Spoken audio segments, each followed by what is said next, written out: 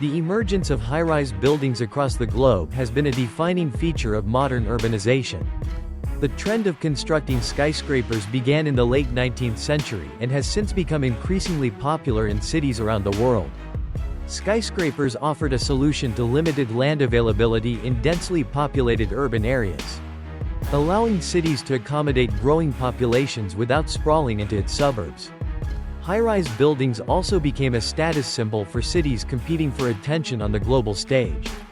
In addition, the commercial potential of skyscrapers, particularly for office and residential space, made them an attractive investment for developers and investors to get higher profit.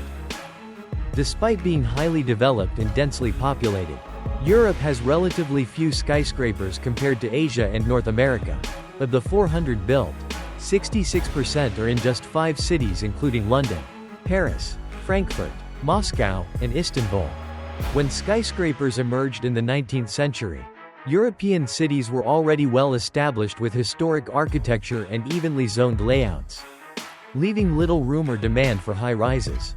A cultural divide also played a role, with Europe focused on preserving heritage while North America embraced modernity.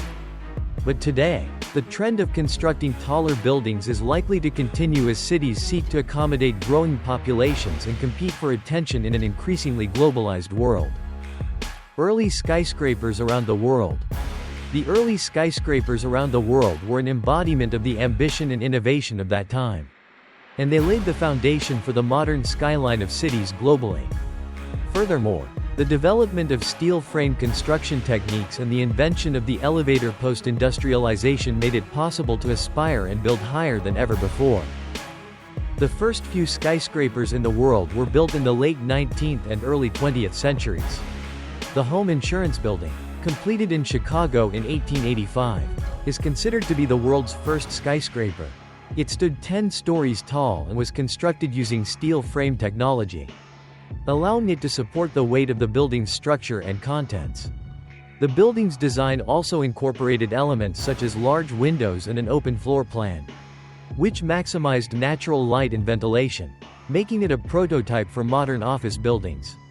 In the mid-20th century, the trend of building skyscrapers spread to Asia and the Middle East, where rapidly growing economies and urbanization led to a surge in demand for office and residential space. Asia is the continent with the highest number of skyscrapers, with cities such as Hong Kong, Shanghai, and Tokyo boasting some of the tallest buildings in the world.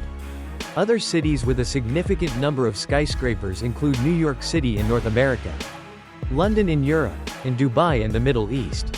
In recent years, cities in China have been at the forefront of skyscraper construction, with over 100 buildings measuring over 200 meters tall constructed in the country each year. Why Europe doesn't build skyscrapers? According to the Council on Tall Buildings and Urban Habitat, as of 2021, Asia has the largest number of skyscrapers in the world, with over 5,000 completed and under construction buildings taller than 150 meters. North America follows closely with over 1,000 completed and under construction buildings, while Europe has a few cities with notable skyscrapers, such as London, Frankfurt, Istanbul, Paris, and Moscow. The continent as a whole has significantly fewer skyscrapers than Asia and America. It has just over 400 completed and under construction buildings taller than 150 meters.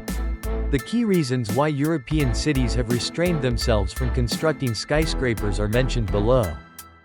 1. Cultural affinity. The European subcontinent holds immense pride in its rich architectural heritage, and there is often a strong cultural value placed on preserving the historic character of the city.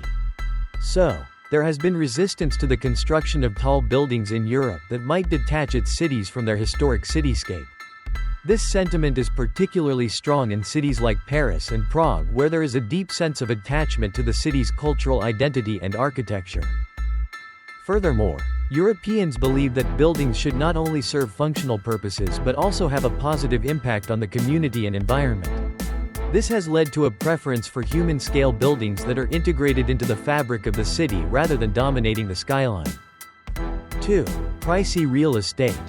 Land in European cities is scarce and tends to be more expensive than in other parts of the world. The urban heartlands of London, Paris and Berlin have some of the highest property rates. Coupled with stringent building regulations, it has made it challenging to construct skyscrapers in many European cities. Many cities have zoning laws and building codes that limit the height of buildings, and developers must obtain special permits and undergo a rigorous approval process before constructing tall structures. These restrictions aim to preserve the city's architectural heritage, but they also limit the amount of available land for new construction. The cost of constructing a skyscraper in Europe can be prohibitive for developers, making it more practical to build lower, denser structures. 3. Brusselization. Brusselization is a term used to describe a period of rapid urbanization and modernization in Brussels that took place during the 1960s and 1970s. The term, Brusselization, was coined to describe the widespread demolition of historic buildings and the construction of new high-rise buildings in the city. Many of these buildings were criticized for their architectural style and their negative impact on the city's historic character. Critics argued that the construction of these buildings destroyed the city's cultural heritage and identity, that eventually led to the creation of stricter building regulations in Brussels and other European cities. The legacy of Brusselization remains a cautionary tale for city planners, developers, and policymakers, reminding them of the importance of preserving a city's cultural heritage while also promoting sustainable urban development. 4. Lack of sustainability. Traditional buildings are often constructed using locally sourced materials that are more sustainable than the materials used in modern high-rise construction. Traditional buildings were designed to work in harmony with their natural surroundings, using passive design strategies such as natural ventilation and shading to maintain a comfortable indoor environment. On the contrary, modern high-rise buildings rely on energy-intensive heating, cooling, and lighting systems to regulate indoor temperatures. Additionally, many European cities are located in densely populated urban areas where space is limited and the historic city center is already well established. Building tall structures in these areas would require the demolition of existing buildings and the disruption of the existing urban fabric. Therefore, Europeans are not supportive of constructing skyscrapers. 5. Post-war architectural restoration and conservation. The devastation caused by World War II left many European cities in ruins, causing an urgent need for reconstruction. Following the aftermath of the war, there was a strong emphasis on restoring the architectural heritage that had been destroyed. This restoration effort focused on rebuilding historic buildings and urban areas using traditional construction materials and techniques. The restoration to pre-war architecture was seen as a way to preserve cultural identity and rebuild a sense of community after the trauma of war. This focus on cultural heritage led to the establishment of laws and regulations that sought to protect historic buildings and urban areas. As a result, the construction of new buildings, particularly tall buildings, became subject to strict regulations that prioritized the preservation of cultural heritage. The prevailing state of high-rise construction in Europe. The architectural, engineering and construction (AEC) industry in Europe is experiencing a period of innovation and experimentation with new materials, techniques, and styles. The focus is on creating sustainable buildings that are visually striking and integrate with the surrounding environment. Skyscrapers, in particular, have been a topic of discussion among architects and urban planners in Europe, with some cities showing an increased interest in building tall structures. The future of skyscrapers in Europe is uncertain and dependent on several factors.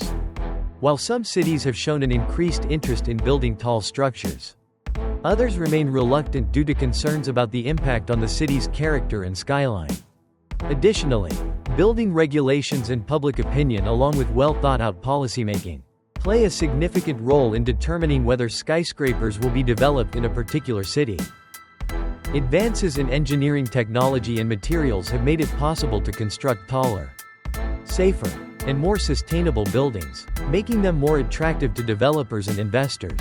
Additionally, the economic benefits of building tall structures, such as increased office and residential space, can be a significant driver for cities looking to expand their urban centers. In conclusion, while the future of high-rise construction in Europe remains uncertain, its cities are witnessing a debate about the need to preserve their cultural heritage and keep up with their people's opinions. as Europe seeks to balance the demands of the present with the legacy of its past. Skyscrapers will continue to be a topic of interest among architects, urban planners, and city officials across the continent.